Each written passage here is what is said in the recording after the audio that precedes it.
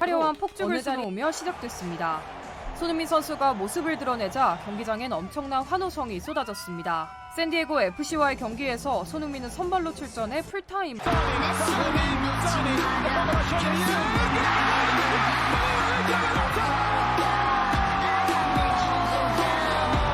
Absolutely next level. 2 against 1, waiting for the moment. Great pass from Son, inch perfect. 미국인 여성 2명이 서로를 부둥켜 안았습니다. 그들의 눈빛엔 단순한 팬심이 아니라 처음으로 어떤 예술을 본 사람의 경외감이 서려 있었습니다.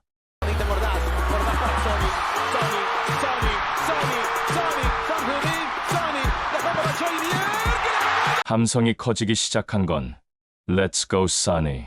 그의 미소 하나에 관중석의 공기가 달라졌습니다. 경기가 끝날 때마다 도시의 소비가 12% 폭등하고 있습니다.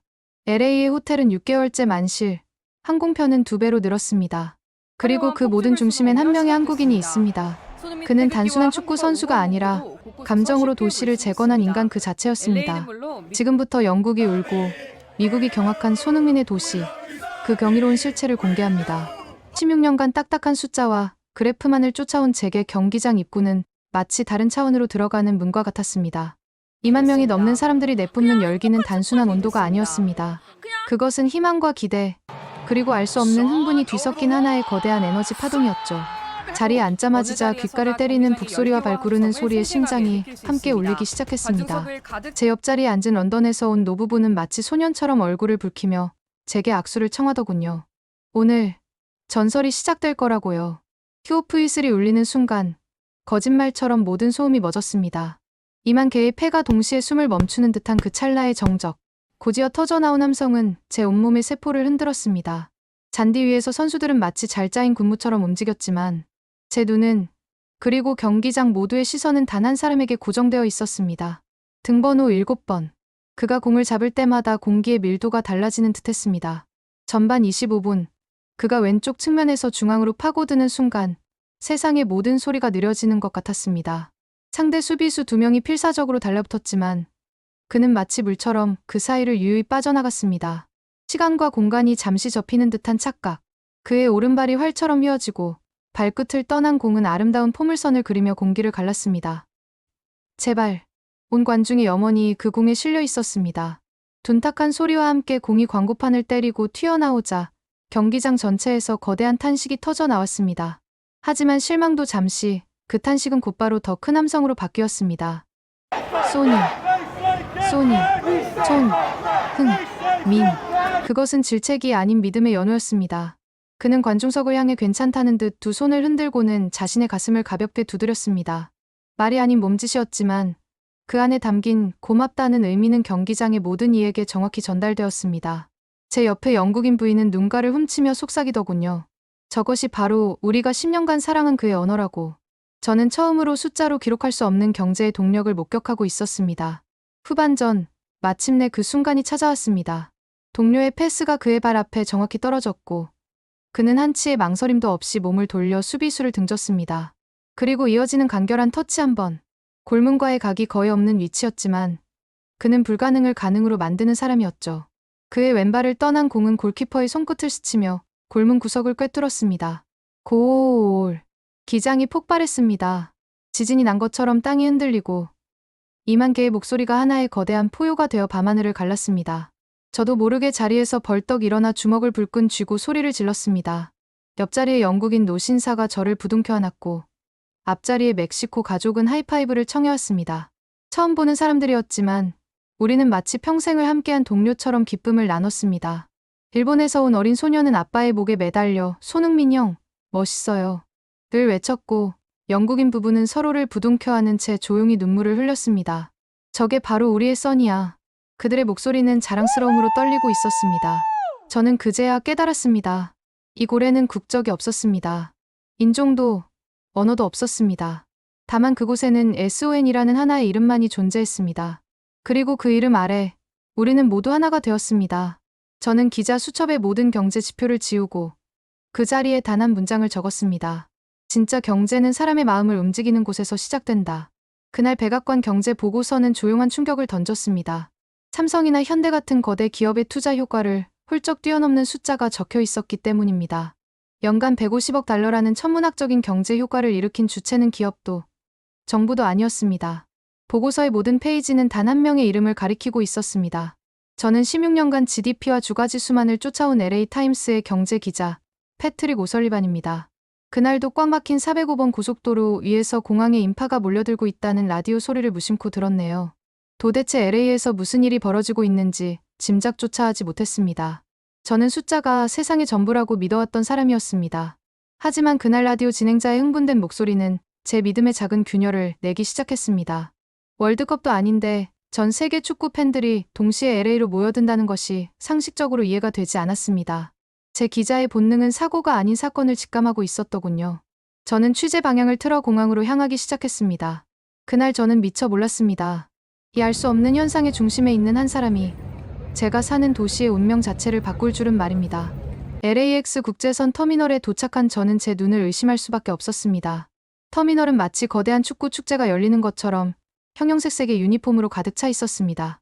빨간색, 파란색, 노란색, 그 색은 모두 달랐지만 유니폼 등에는 약속이라도 한 듯 SON이라는 세 글자가 선명했네요. 공항 직원은 피곤한 얼굴로 매주 금요일마다 이런 일이 반복된다고 말했습니다.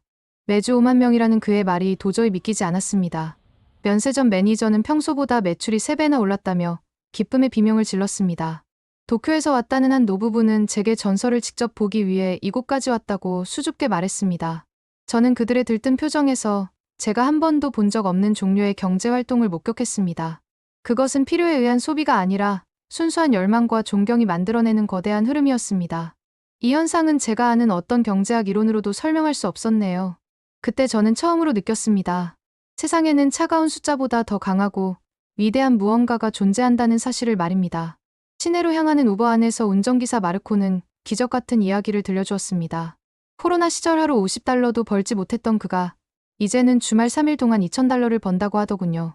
그가 저를 안내한 다운타운의 아일랜드 펍 맥과이어스에서는 더 믿기 힘든 광경이 펼쳐졌습니다. 짙은 기네스 맥주 거품 사이로 낯선 김치의 고소한 냄새가 피어오르고 있었습니다. 파산 직전이었던 이 펍은 이제 김치 프라이즈라는 메뉴 하나로 도시의 명소가 되었습니다. 가게 주인 톰의 눈에는 감격의 눈물이 어려 있었습니다. 토트넘 팬과 한국계 손님이 어깨동무를 하고 함께 응원가를 부르는 모습을 보니 저도 가슴이 뭉클해졌습니다. 톰은 제게 이것은 숫자가 아니라 희망이라고 힘주어 말하더군요. 그는 이제 폐업 서류 대신 아들에게 가게를 물려줄 꿈을 꾸고 있었습니다. 도시의 가장 낡고 소외된 곳에서부터 새로운 희망이 피어오르고 있었습니다. 낯선 김치 냄새가 죽어가던 도시를 살리고 있었습니다.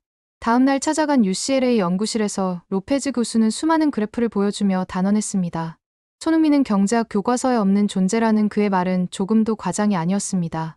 메시의 효과보다 더 오래, 더 강력하게 지속되는 현상. 매주 3억 달러의 돈이 손흥민 루트를 따라 흐르고 있었습니다. 그는 이것을 일시적인 유행이 아닌 도시 경제의 패러다임이 바뀌는 신호라고 분석했네요. 그의 연구실은 차가운 데이터로 가득했지만 그 데이터들은 뜨거운 감정을 가리키고 있었습니다. 교수는 이 현상의 본질이 감정적 가치의 경제적 전환에 있다고 설명했습니다. 사람들은 90분의 경기를 사는 것이 아니라 평생 기억될 경험과 감동을 구매한다는 것이었습니다. 그의 이론을 듣는 동안 저는 공항에서 만났던 일본 노부부의 반짝이는 눈을 떠올렸습니다. 경제는 이성이 아니라 감정이 움직인다는 평범한 진리를 손흥민이라는 한 명의 선수가 온몸으로 증명하고 있었습니다. 경기장 앞에서 만난 토트넘 팬 나이젤은 제게 뜻밖의 이야기를 들려주었습니다. 그는 배신감 때문에 이곳에 온 것이 아니라 10년간 함께한 영웅을 향한 사랑 때문에 이곳까지 왔다고 말했습니다. 그는 손흥민의 이적을 졸업이라고 표현하더군요. 라이벌팀의 팬들조차 그를 존경한다며 맥주잔을 부딪히는 모습은 제게 신선한 충격이었습니다. 그들은 입을 모아 말했습니다. 손흥민은 신이었고 신을 미워할 수는 없는 법이라고 말입니다.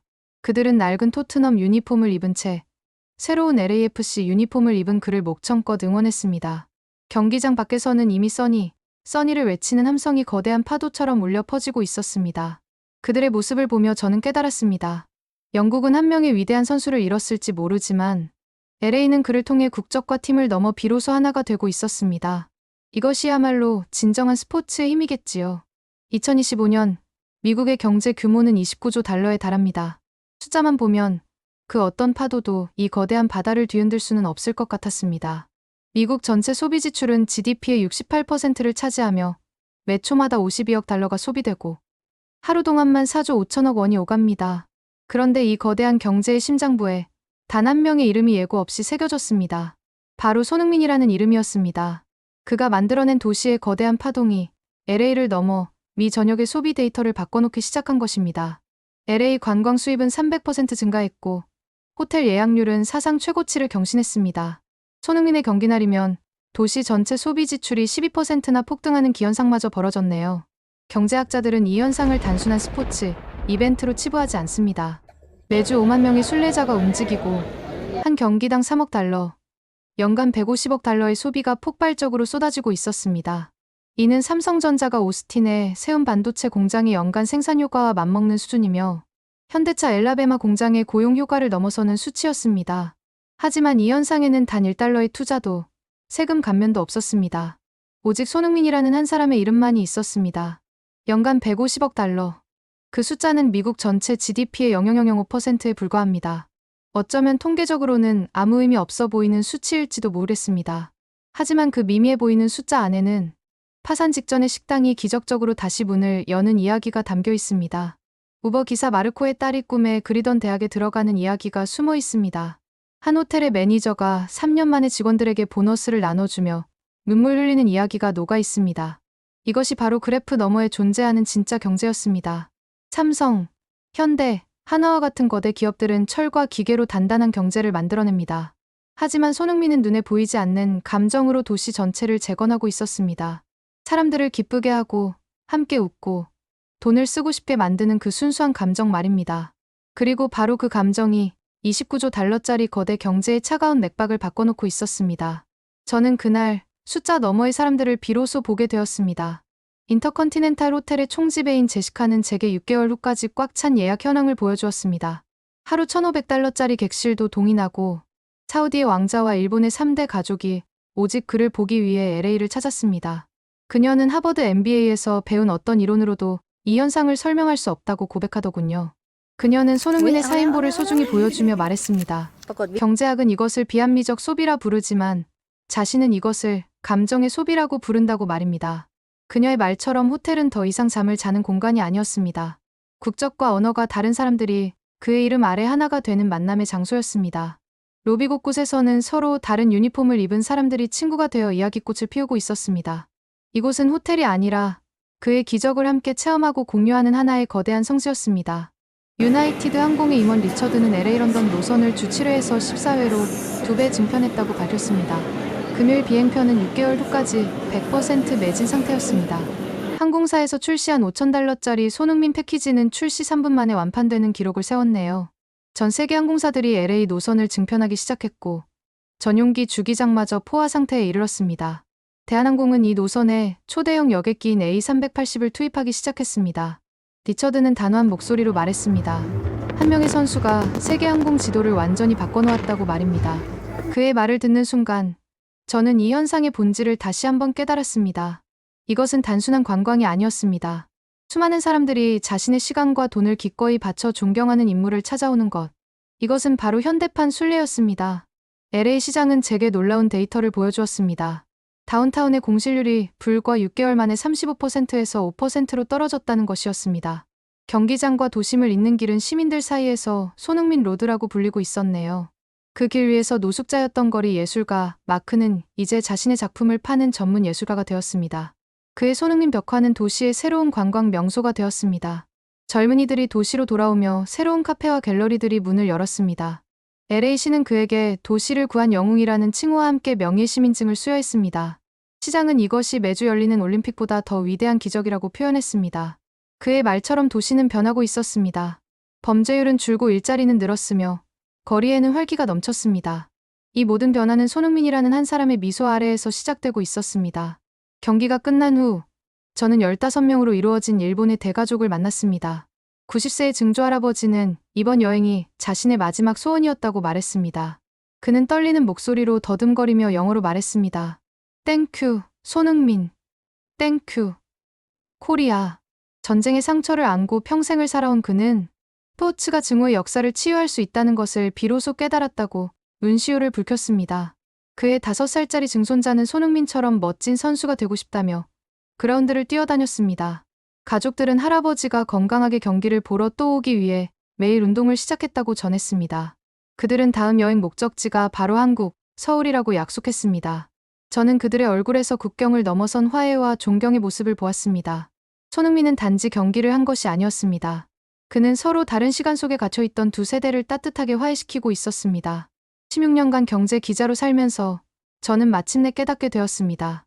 진짜 경제는 딱딱한 보고서가 아니라 뜨거운 사람의 마음에서 출발한다는 사실을 말입니다.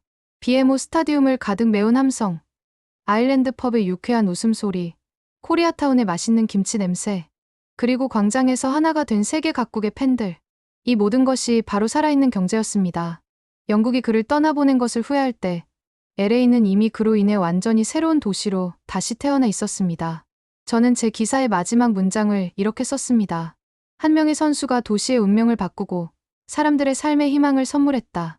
그것이 바로 제가 LA에서 목격한 기적, 손흥민 이코노믹스의 전부입니다.